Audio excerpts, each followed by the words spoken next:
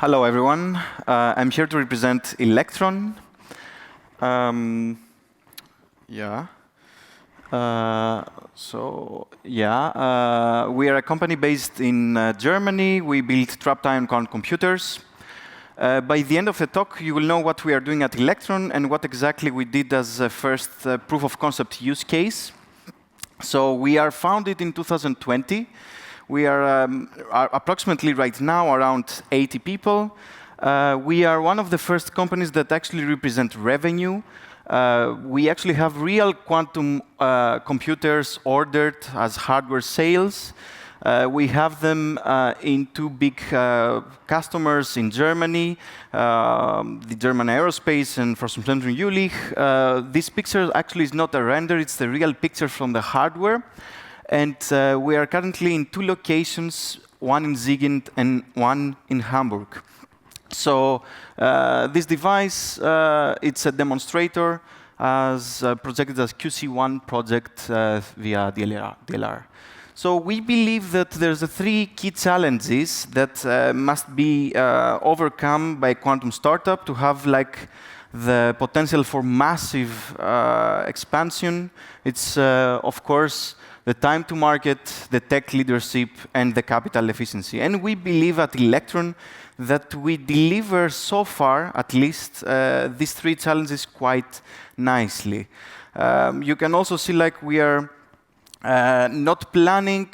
We are actually today having a big customer set ranging governmental funds, universities, and other academic and industrial opportunities, giving us an operating revenue of 15 million and hardware sales that's up to 60 million. We have a huge client engagement around this, around hardware. We're a hardware provider. Our core is to develop trapped ion quantum computers.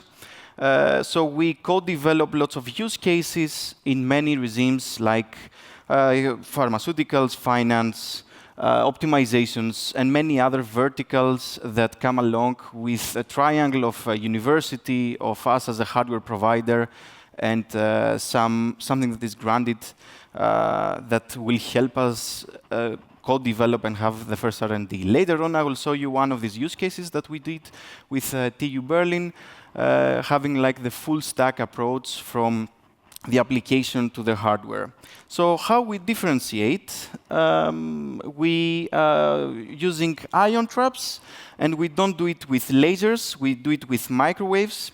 So why we choose ions? Because atoms are perfect by nature. So qubits are quite stable. There's a long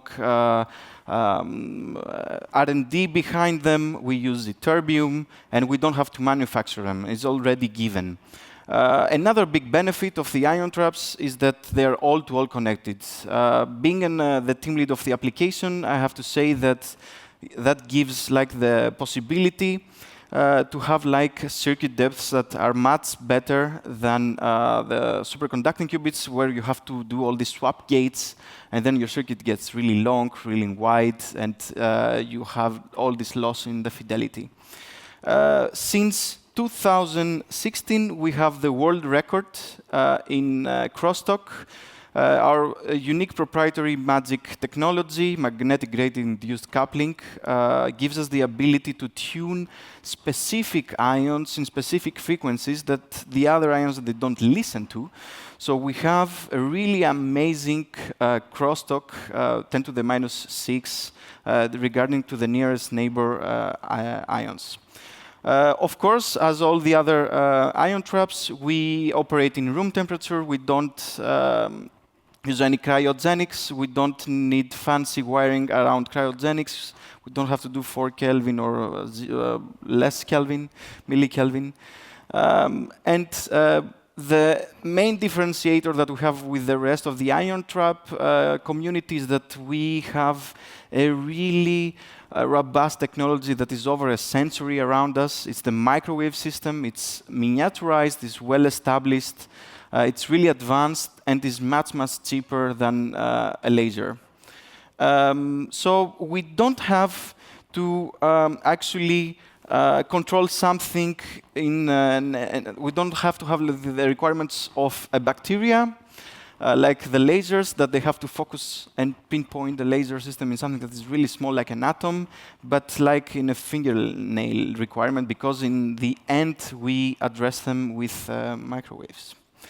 To give like a small picture of our approach, we control the full ladder besides the cloud. So we have proprietary application layer, compilation layer, firmware layer, and all of that sits inside the vacuum where we have the RF and all the control electronics that take care of all the operations that we are doing.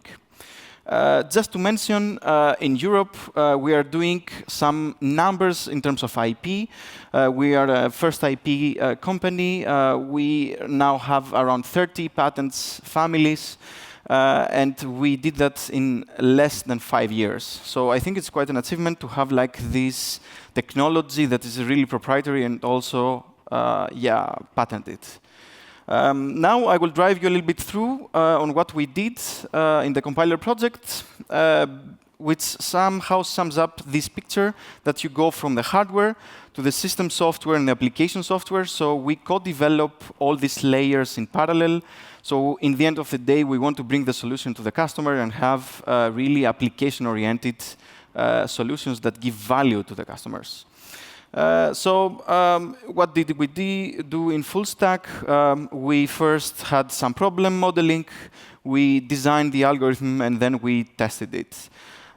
Just a quick mention, here we had some significant partners, mostly with TU Berlin, University of Siegen, and Fraunhofer, where all these people, we co-designed the full stack ladder of this project. So this project comes into 3 phases.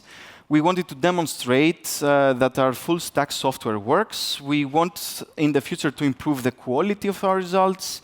And we want, in the end, to scale it and have more complex and more complicated problems. Here is a representation of the full stack of the Magic architecture. In number 1, we have the algorithms and the applications. We have a compilation layer. We have a firmware layer. And we have also the hardware. You can see like our main focus is really close to the hardware. We are developing the hardware, of course, and the firmware, the control electronics, and all the devices that really make these algorithms work. And we co-designed the compiler and the algorithmic part with our partners. So in eleQtron, we are working today in many verticals like simulation, optimization, machine learning, I would detail it later, and some few use cases with cybersecurity.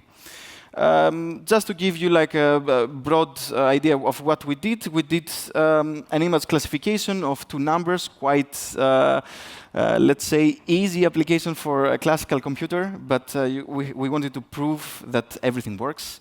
And in the future, we want to do more complicated geospatial quantum machine learning and classification modeling. How we did that? We implemented the use case. We collected data. We did the outliers. We ran it into the hardware. We mapped it. We made the model, and we got back the results. We do that with quantum kernels because we thought that will enable some sort of advantage towards some classical methods. Still, we are not proving that today, but it's a pathway towards that. What's that? It's like classification of data. It can also be used in machine learning and in many other transformative classical software applications. We did that by sending just an OpenQASM through our compilation. This translates to all the native operations that we do.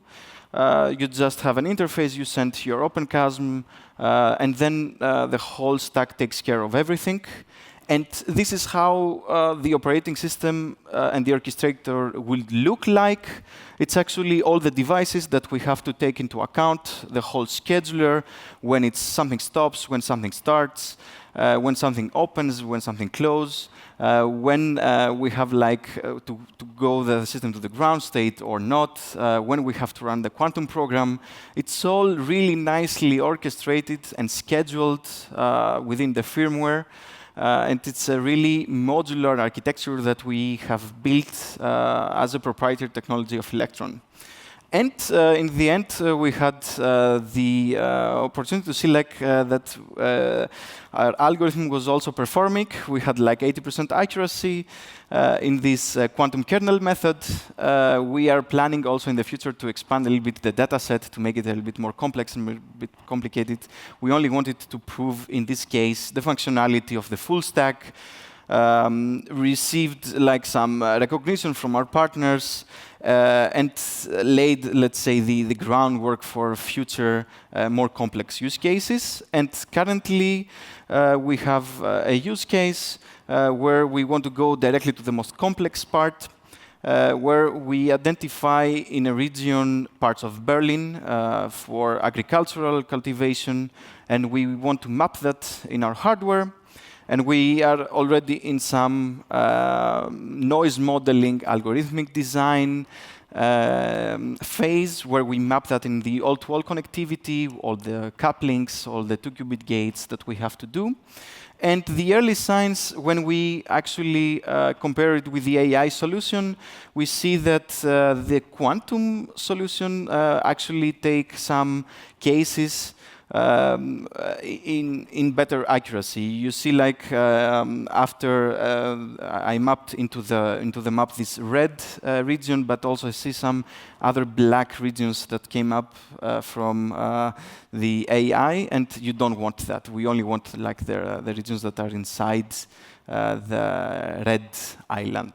So we see there some comparative better performance from the quantum approach. So that was it. Thanks a lot. And if you have any questions, yeah, I'm here. Thanks.